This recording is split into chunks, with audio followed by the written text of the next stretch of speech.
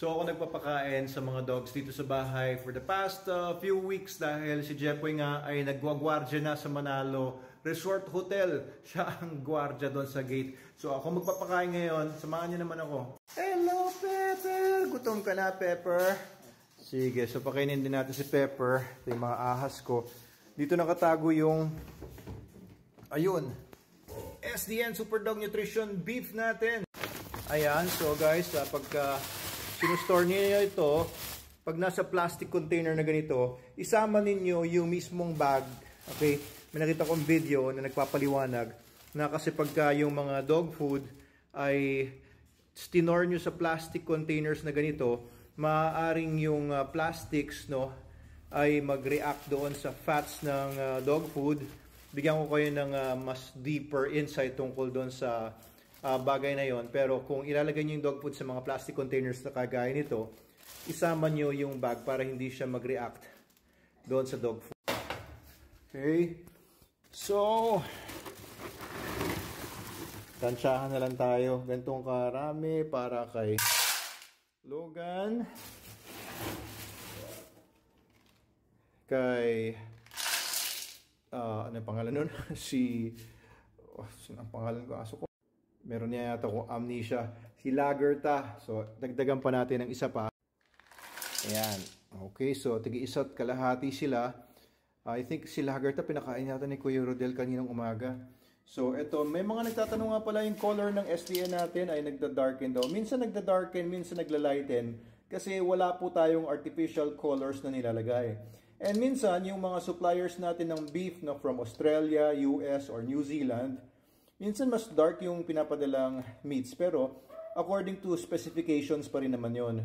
Meron kasing mga darker meats kagaya sa mga beef, merong mga darker beef galing sa mga Angus cows, yung mga maiitim na baka, mas darker yung meats nila.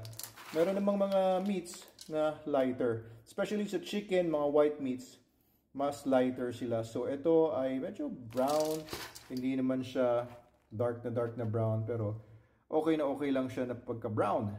Okay, again, twist natin to para hindi lumabas yung aroma. Ma-preserve siya, Okay, natin.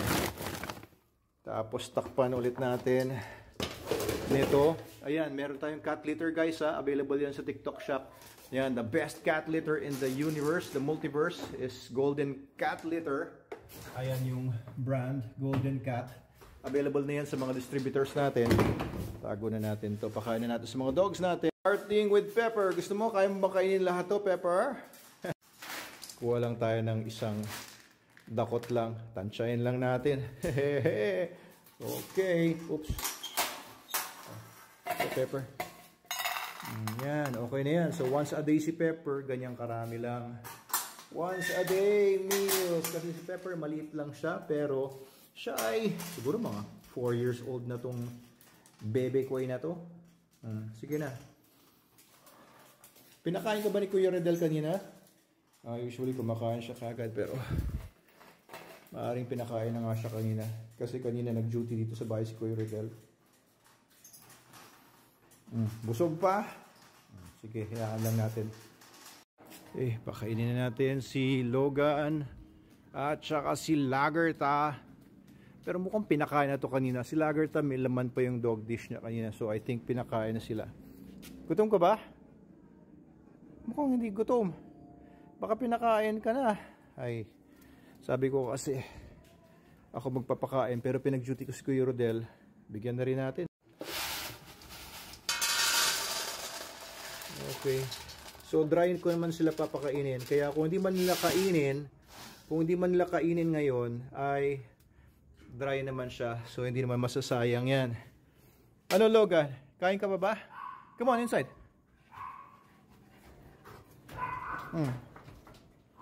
Sige, kain na. Busog? Sige, busog. Pinakain na nga siguro to. Malaki yan siya Lapad-lapad na ito. 10 years old na to, guys. Pero tingnan nyo, ganda ng katawan. Ganda ng tindig, ganda ng coat. Parang hindi pa matanda. SDN baby to since he was mga 1 year old. Okay, dito naman kay Lagerta. Kanina may food dito Oops, no, stay inside. may food dito. Kaya tingin ko, di rin kakain to. Busog pa to. Pero dry naman siya. Sige, mag-uusap kami bukas ni Kuya Rodel kung sino ba talaga magpapakain sa amin. Ayan, pero kung makakain naman si Lagerta. Ay, hindi. Tinutulak lang yan. Medyo makapal naman yung katawan niya eh. Tsaka parang yung siya niya distended. Hindi naman siya mukhang hindi kumain. So, yun naman maganda guys sa SDN 42. SDN 42 pinapakain ko sa kanila. SDN 42B. So, ha? Oo, bakit?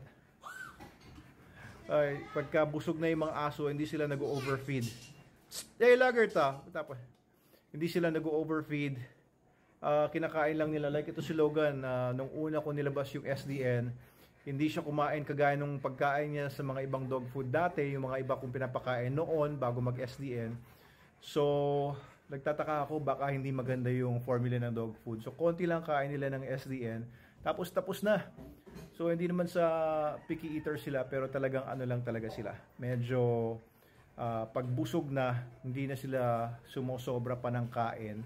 Pero kasi pagka yung dog food ay mataas sa starch, mataas sa mga grains, kagaya ng mga rice, kagaya ng corn, kagaya ng wheat, mataas yung glycemic index. And ang sugars kasi, ang carbohydrates or starches, kapag na-convert yan sa katawan ng aso natin, nagiging sugars yan.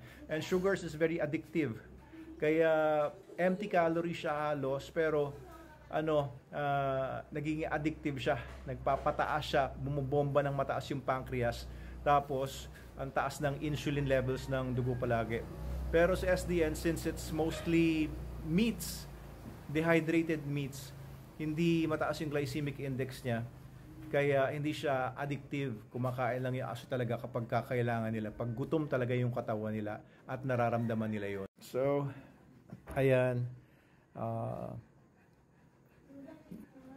Kanina pinakawalan na namin si Lagerta sa labas. Nakatakbo-takbo na siya. Pero hindi ko siya pa rin pinapakawalan kasama ni Logan. Kasi naninira siya ng mga halaman. Ito, mga itatanim ko to doon sa Manalo Resort. Mga seedlings ito ng talisay. Meron ako mga seedlings ng talisay dyan. Seedlings ng mga ornamental plants.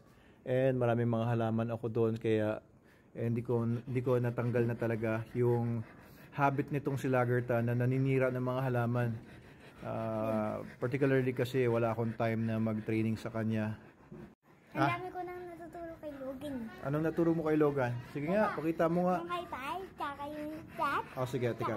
Sige, papakitaan daw tayo ni Adam. Ayun. Yan. Nuturuan daw niya si Nuturuan niya si Logan.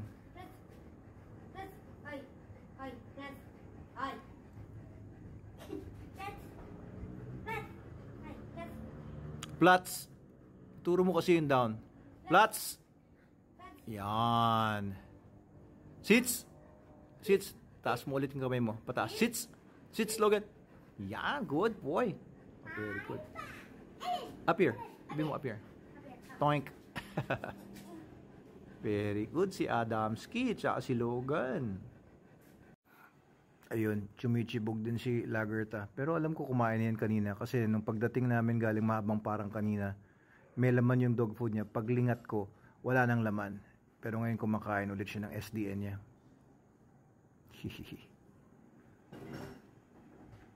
Okay. Thank you po. Yun lang.